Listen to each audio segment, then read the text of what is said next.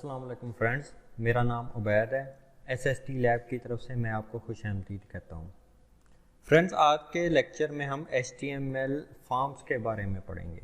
HTML form क्या होते हैं, किस लिए यूज़ किए जाते हैं, ये इसके बारे में हम पढ़ेंगे। हमारे चैनल एसएसटी लैब को सब्सक्राइब करें ताकि आपको बर वक्त हमारे लेक्चर्स मिलते रहें। इसके अलावा हमारी वीडियोस को लाइक करें, शेयर करें और कमेंट सेक्शन में अपनी राय का इजहार। HTML फॉर्म जो है बहुत इंपॉर्टेंट टॉपिक है। इसके हमारे कम से कम 3 से 4 नेक्स्ट लेक्चर बनेंगे, जिसमें हम आपको HTML फॉर्म के बारे में सिखाएंगे। ये क्या काम करता है, किस तरह करता है, यूज़र से वैल्यू कैसे गेट की जाती है, और इसके ऊपर वैलिडेशन, इसके एट्रीब्यूट्स के ऊपर हम काम करेंगे। ठीक है, ये काफ़ी मतलब कि लंबा टॉपिक होगा, जिसको मैं 2 से 3 लेक्चर्स के अंदर डिवाइड करके करूँगा। ठीक है, HTML फॉर्म क्या होती हैं? आपने अक्सर देखा है कि जैसे ही आप कोई मतलब कि जैसे फेसबुक है, फेसबुक के अंदर जाते हैं तो यूज़र से कोई भी वैल्यू पुट करते हैं। जैसे ये सर्च है, सर्च के अंदर हम लिखते हैं, वही सर्च करता है, पोस्ट करते हैं। ये इनपुट फील्ड्स हैं जिनसे हम क्या है कि जब हम डेटा ये पुट करते हैं, ये आगे सर्चिंग के लिए भेजते हैं, तो ये हम यूज़र से मतलब के वैल्यूज़ ले रहे होते हैं। ये फॉर्म्स होते हैं। जैसे मैं इसको लॉग आउट करके दिखा देता हूँ आपको।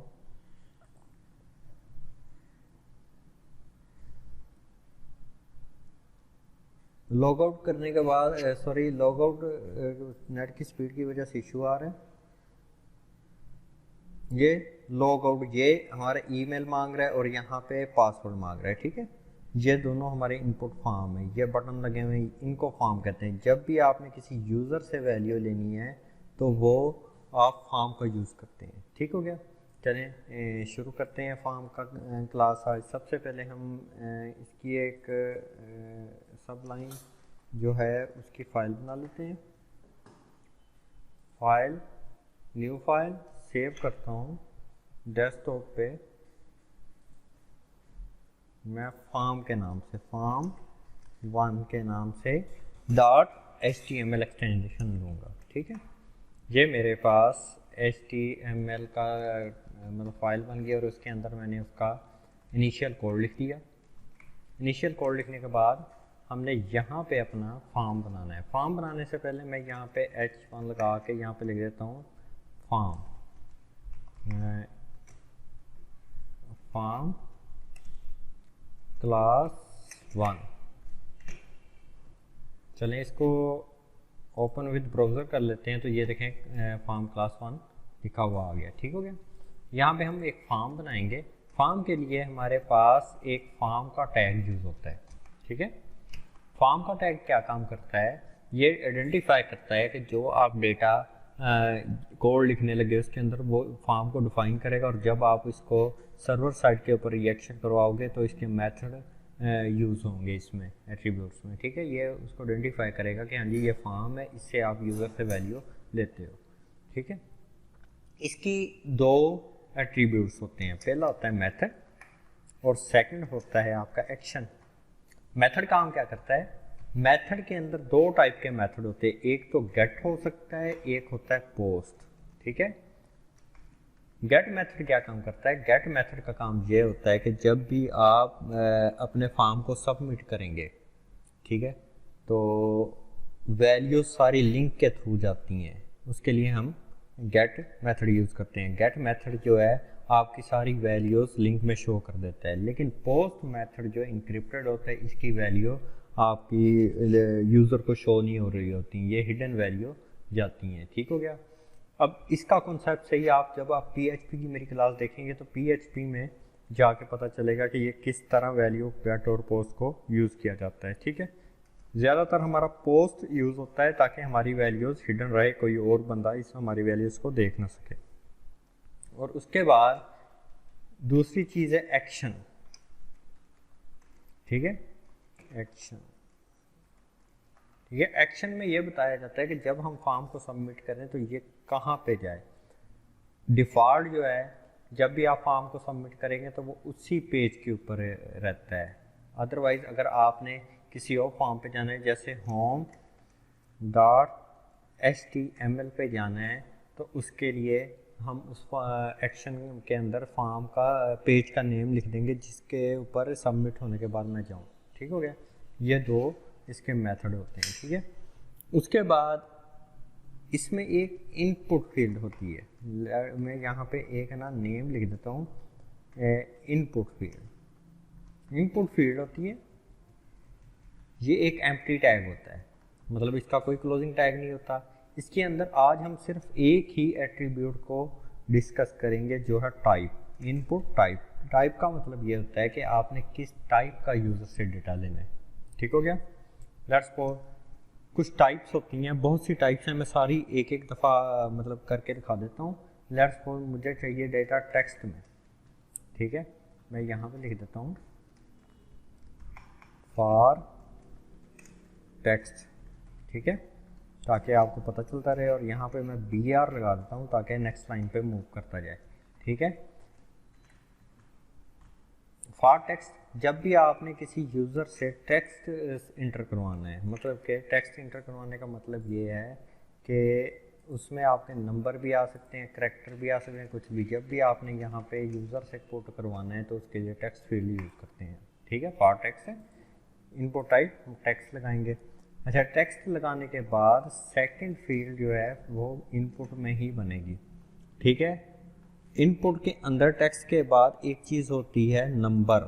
ठीक है, नंबर क्या काम करता है, जब आपने यूज़र से सिर्फ नंबर इनपुट करवाना है। फॉर नंबर में यहाँ पे डिफाइन कर देता हूँ नंबर्स। यहाँ पे टाइप में मैं नंबर दे देता हूँ।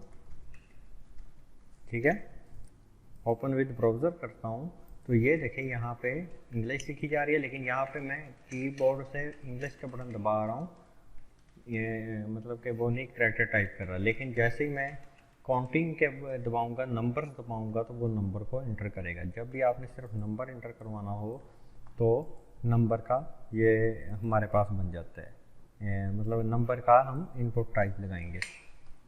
फिर उसके बाद पासवर्ड। यूज़र से अगर आपने पासवर्ड लेना है कि वो दूसरे बंदे को पासवर्ड शो ना हो, उसके लिए पासवर्ड का हम एट्रीब्यूट यूज़ करते हैं।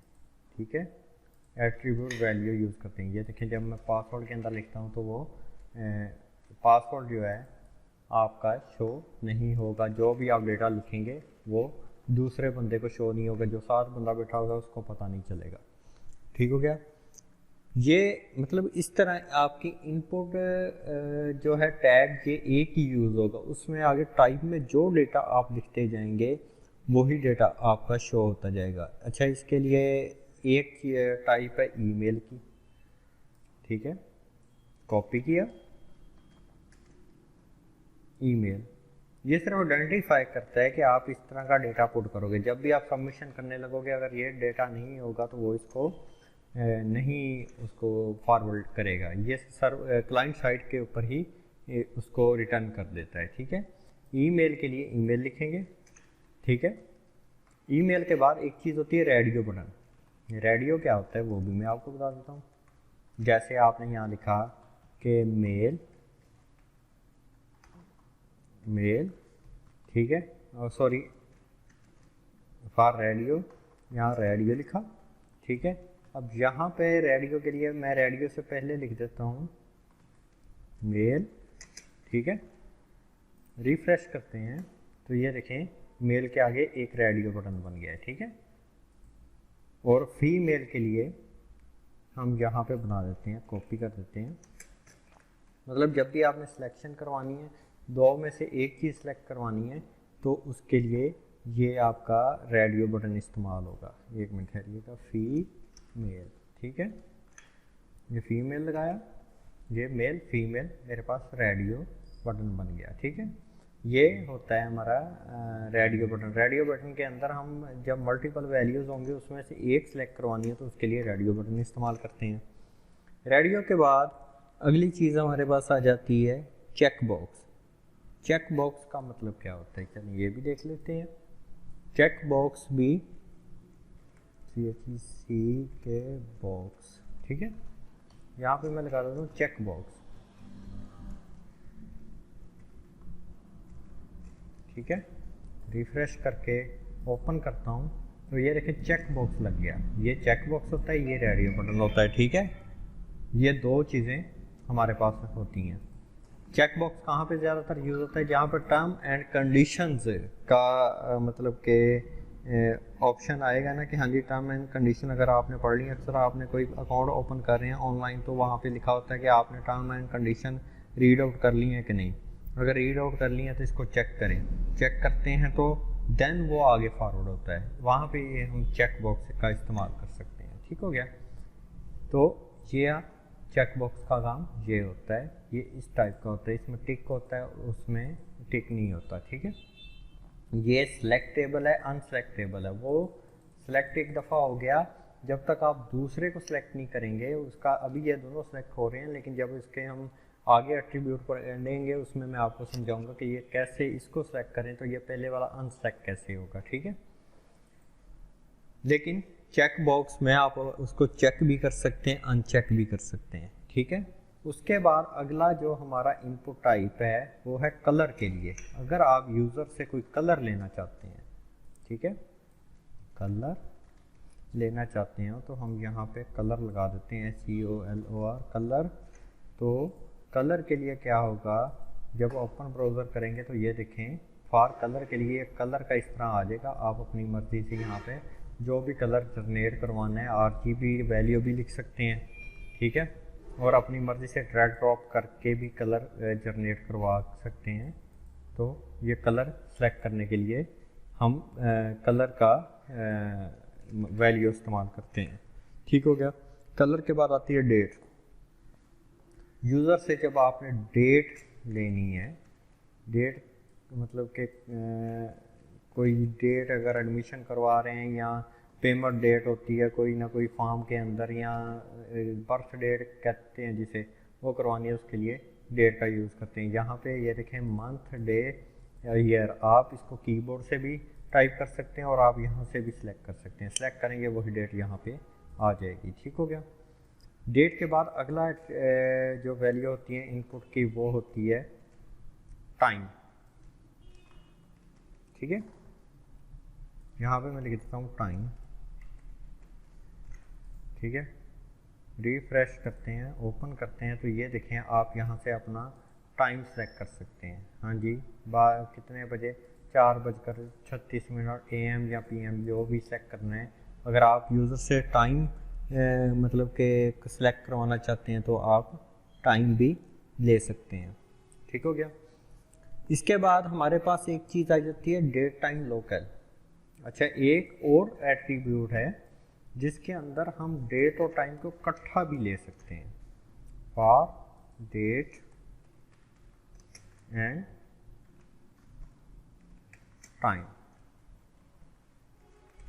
चलें देखते हैं काम करता है कि नहीं। ये ओपन ब्राउज़र किया, ये डेट टाइम के लिए हमें डेट टाइम लोकल का टाइप यूज़ करनी पड़ेगी। ओपन ब्राउज़र किया, आप दोनों चीज़ें एट अ टाइम एक ही फील्ड में भी सिलेक्ट करवा सकते हैं, ठीक है। ये देखें यहाँ पे ये मैंने डेट सेलेक्ट कर ली या टुडे सेलेक्ट कर लिया, ठीक है, और ये टाइम वगैरह सेलेक्ट कर लिया करके जैसे मैंने इसको साइड पे क्लिक किया तो मेरे पास ये डेट टाइम भी आ गई, ठीक है।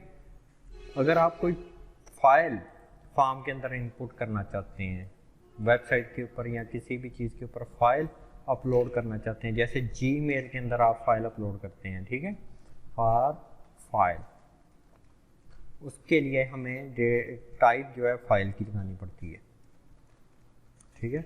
आप किसी किस्म की भी फाइल इसमें अपलोड कर सकते हैं, पिक्चर हो, PDF फाइल हो या कोई भी फाइल हो, XZ फाइल हो, आप सारी फाइलें इसमें से अपलोड कर सकते हैं। जैसे मैं ये करके ये एक LED बल्ब की पड़ी हुई, इसको सिलेक्ट करेंगे, उसका नेम और .jpg उसकी एक्सटेंशन यहाँ पे हमारे सामने आ गई, ठीक है। फाइल अपलोड करने के लिए हमें इनपुट टाइप फाइल इस्तेमाल करनी पड़ती है। फाइल के बाद अगली चीज़ जो है वो है हिडन, ठीक है, फॉर हिडन फील्ड। ये फील्ड सिंपली एक ऐसी फील्ड होती है जिसको आप मतलब डेटा कोई वैल्यू लाना चाहते हैं फॉर्म के अंदर लेकिन आप शो नहीं करवाना चाहते, ठीक है। ये PHP में एक ख़ास मकसद के लिए यूज़ होती है। जब वो मैं PHP के लेक्चर में करवाऊंगा तो इंशाल्लाह आपको वहाँ सारा क्लियर हो जाएगा। यहाँ पे फॉर हिडन लिखा हुआ है लेकिन नीचे फील्ड नहीं नज़र आ रही। इस वक्त वो कोडिंग में बैक एंड पे एग्जिस्ट कर रही है लेकिन यूज़र जैसे हमें ये शो नहीं होगी। ठीक हो गया। ये इसका काम ये होता है कि आपकी फील्ड बनी पड़ी है, आप कोई भी वैल्यू उसमें रख सकते हो लेकिन वो यूज़र को वैल्यू शो नहीं होगी। इमेज के लिए इमेज की टाइप यूज़ करेंगे। ठीक है, यहाँ देख लें इमेज का आइकॉन, जब आपने इमेज शो करवाना है इनपुट टाइप इमेज, मतलब आप यूज़र से ये इमेज नहीं ले सकते। ठीक है, लेकिन जब आपके ऊपर एक्शन परफॉर्म करेंगे, ये मैंने अभी आपको बताया था कि इसके ऊपर हमने एक home.html का एक्शन दिया है। जब मैं इसके ऊपर हैंड बन रहा है, ये लिंक बना हुआ है, जैसे ही क्लिक करता हूँ तो ये देखें home.html के पेज पे जा रहे हैं, लेकिन ये अभी पेज हमने बनाया नहीं है इसलिए ये आपको नॉट रीच बताएगा। ठीक है, ये इमेज यहाँ पे शो करने के लिए इनपुट टाइप इमेज इस्तेमाल होती है। ठीक हो गया, इसको हम सोर्स देंगे देन वो इमेज आपकी प्रॉपरली शुरू होगी। ठीक है, उसके बाद है एक टाइप है मंथ। आपको सिर्फ मंथ नंबर चाहिए, आपको मंथ नंबर चाहिए तो ये देखें मंथ प्लस ईयर जो है वो आपको यहाँ पे शो कर देगा। जैसे ये है 2015 में जाके मैं नवंबर कहता हूँ, नवंबर 2015, ये मुझे उसकी वैल्यू उसने मंथ के टाइप में निकाल के दे दी। ठीक है, उसके बाद अगली टाइप है हमारे पास वीक। अगर हमें वीक नंबर चाहिए, ठीक है, फॉर एक मिनट ठहरिएगा, मंथ फॉर वीक। ठीक है, ओपन ब्राउज़र किया तो ये वीक नंबर बता देगा कि मैं यहाँ पे क्लिक करता हूँ, ये बताता है कि ये वीक नंबर 35 है 2020। कौन सी डेट को?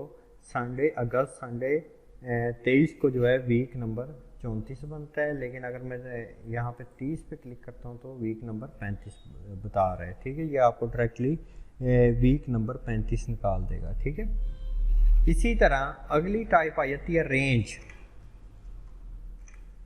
फॉर रेंज, अगर आपने कोई वैल्यू देनी है, ये रेंज, एक रेंज में वैल्यू सेलेक्ट करवानी है। ठीक है, तो ये इस तरह एक रेंज की बन जाती है। इसकी आप मिनिमम वैल्यू और मैक्स वैल्यू दे सकते हैं, लेकिन वो अभी एट्रीब्यूट में नहीं करवा रहा, तो इसलिए अगली क्लास में मैं करवाऊंगा। मैं सिर्फ आपको बता रहा हूँ कौन कौन सी चीज़ें इसमें हो सकती हैं। ये रेंज है, रेंज को आप जहाँ पे सिलेक्ट करेंगे, बजाय इसके लिखने के आप इसको सिलेक्ट करके अपनी वैल्यू को कवर कर सकते हैं कि हाँ जी कितनी कौन सी वैल्यू नंबर चाहिए, वो आप अपनी मर्जी से नंबर जनरेट करवा सकते हैं। ठीक हो गया, उसके बाद आ जाता है सर्च। सर्च भी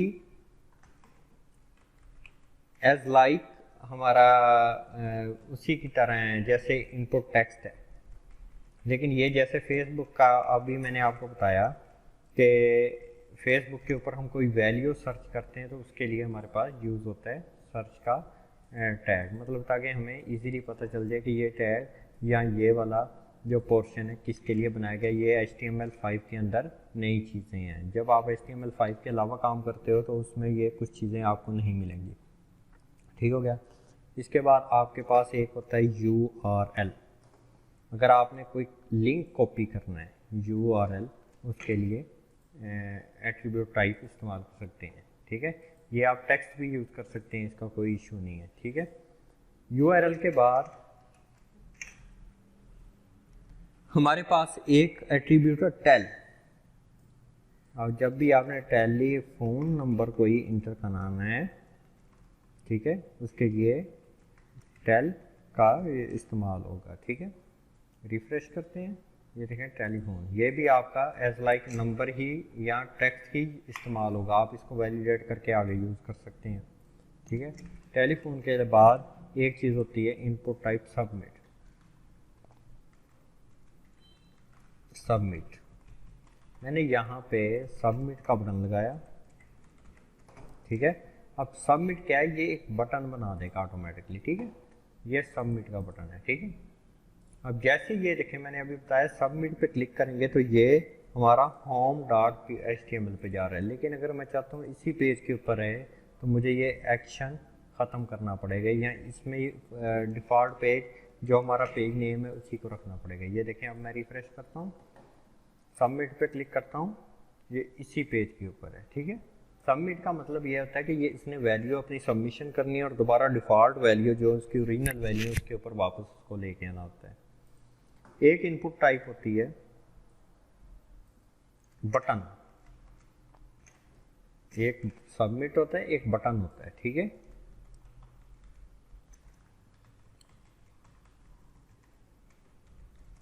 बटन, ठीक है। अब सबमिट और बटन में क्या डिफरेंस है, चले मैं आपको अभी दिखा देता हूँ, ठीक है। अब बटन जब हमने बनाया इसके ऊपर डेटा कुछ लिखा नहीं आ रहा, ये हमें खुद लिखना पड़ता है, सबमिट में डेटा लिखा हुआ आता है। और दूसरा फ़र्क ये है, जब हम बटन के ऊपर क्लिक करेंगे तो ये पेज को रिफ़्रेश नहीं करेगा, लेकिन जब रिफ़्रेश पे क्लिक करेंगे तो ये पेज को दोबारा रीडायरेक्ट करेगा। बटन को हम ज़्यादातर क्लाइंट साइड प्रोग्रामिंग के लिए यूज़ करते हैं और सबमिट को हम ज़्यादातर सर्वर साइड लैंग्वेज के लिए यूज़ करते हैं, ठीक हो गया। उसके बाद एक चीज़ आखिरी बटन जो है रह गया है वो हमारा है रीसेट का, input type for reset. Reset का क्या मतलब होता है, अगर आप फॉर्म में डेटा कुछ लिख रहे हैं और आपका डेटा गलत हो गया है तो आप दोबारा उस फॉर्म को रीसेट कर सकते हैं, ठीक है। कैसे, जैसे ये मैंने ईमेल में कुछ लिखा, मैंने इसमें कोई वैल्यू सेलेक्ट कर ली, ठीक है, मैंने यहाँ पे जाके रीसेट किया, ठीक है, रीसेट किया तो ये देखें सारी value without redirect page remove हो गई हैं। लेट्स सपोज मैं दोबारा कर लेता हूँ, यहाँ पे कुछ लिख दिया, यहाँ पे कुछ लिख दिया नंबर, यहाँ पे कुछ लिख दिया, यहाँ पे कुछ लिख दिया, इस जगह पे आ गए, इस जगह पे आ गए, इस जगह पे आ गए। बटन पे क्लिक करेंगे कोई एक्शन नहीं होगा, लेकिन रीसेट पे क्लिक करेंगे ये देखें सारी वैल्यूज़ यहाँ से उड़ जाएंगी। इसके बाद अगर आपने डिटेल में कुछ लिखना है, डिटेल में मतलब पैराग्राफिक फॉर्म में डेटा लिखना है, इनपुट फील्ड में तो आप एक लाइन में या थोड़ा बहुत डेटा लिख सकते हो, लेकिन अगर आपने डिटेल में डेटा लिखना है तो फिर उसके लिए आपको टेक्स्ट एरिया इस्तेमाल करना पड़ता है। मैं दिखा देता हूँ, फॉर लॉन्ग टेक्स्ट, उसके लिए इनपुट का टैग नहीं, टेक्स्ट एरिया का एक टैग है जिसका ओपनिंग टैग भी होता है, क्लोजिंग टैग भी होता है, ठीक है, इसको इस्तेमाल करेंगे, ठीक है। इसको टाइप वगैरह नहीं दी जाती, ठीक है। ये देखें नीचे आपके पास टेक्स्ट ज़्यादा लिखने के लिए, इसको आप छोटा बड़ा भी कर सकते हैं, ठीक है, जितना मर्जी इसमें टेक्स्ट लिख लें, ठीक है। और डिफ़ॉल्ट साइज इसका जो होता है वो मतलब स्मॉल ही होता है, लेकिन इसको आप अपनी मर्ज़ी से साइज़ को बढ़ा भी सकते हैं। उसके बाद एक चीज़ होता है फॉर सिलेक्शन। सिलेक्शन का क्या मतलब है, इसके लिए एक टैग भी होता है सेलेक्ट करने हैं ऑप्शन, ठीक है, इसमें 1 दे देता हूँ मैं, रिफ्रेश करता हूँ तो सिलेक्ट ऑप्शन का मतलब ये होता है कि आप सिलेक्शन कर सकते हो। ये देखें इस पर मैं क्लिक करता हूँ तो 1 शो हो रहा है, इसमें मैं BR लगा दूँ, यहाँ पे BR लगाया यहाँ पे, और ठीक है, ताकि नेक्स्ट लाइन पे चला जाइए। ओपन इन, ये देखें फॉर सिलेक्शन के लिए ये इस तरह शो होगा। जितनी मैं वैल्यूज़ बढ़ाता जाऊँगा, जैसे मैं कॉपी इसको इतनी दफ़ा यहाँ पे 2 कर दिया, यहाँ पे 3 कर दिया, यहाँ पे 4 कर दिया, यहाँ 5 कर दिया, 6 कर दिया, 7 कर दिया, ठीक है, ये उतनी ही सिलेक्शन के पॉइंट्स आ जाएंगे बीच में। आपने जो वैल्यू सेलेक्ट करनी है वो सेलेक्ट कर सकते हैं, ठीक है। यहाँ तक मतलब कि आपको पता चल गया कि फॉर्म के अंदर इतनी सारी चीज़ें इस्तेमाल होती हैं। कुछ चीज़ें शायद मैं भूल भी गया हूँ, लेकिन अगर मैं भूल गया हूँ तो आप वीडियो के कमेंट्स में मुझे बता देंगे, मैं आपको दोबारा एक्सप्लेन अगली वीडियोस में कर दूँगा, ठीक है। ये हमारे फॉर्म के कुछ मतलब के इनपुट डेटा करने के मतलब के टाइप्स थी, लेकिन इसके आगे फॉर्म का बहुत काम होता है, ठीक है। फॉर्म का काम क्या होता है, वैलिडेशंस लगानी है, लिमिट लगानी है कि एक बंदा है जो इससे ज़्यादा ये चीज़ ना मतलब कि लिख सके। इस तरह की वैलिडेशंस होंगी, लिमिट्स होंगी, उनको हम नेक्स्ट 2 क्लासेस में कवर करेंगे। और एक प्रॉपरली फॉर्म बना के भी दिखाएंगे कि एक जो रजिस्ट्रेशन फॉर्म होता है किसी भी कॉलेज का या किसी भी हॉस्पिटल का जहाँ पे आपका डेटा कंप्यूटराइज होता है, कैसे बनाया जा सकता है, ठीक है। और इसको फिर सबमिशन के कैसे किया जाता है PHP के थ्रू, वो हम PHP की क्लास में फिर बताएंगे आपको, ठीक है। अभी के लिए सिर्फ इतना ही होगा कि आपने सिर्फ इसका इंटरफेस तैयार करना है, ठीक है। इंटरफेस का मतलब क्या है कि ये जो आप HTML के अंदर जो है आपको ये चीज़ें बनानी आनी चाहिए। इसी से हम डिज़ाइन CSS और बूटस्ट्रैप के थ्रू करके इसको प्रॉपरली एक अच्छा व्यू दे सकते हैं, ठीक हो गया। आज की वीडियो के लिए इतना ही काफ़ी है। अल्लाह हाफिज़।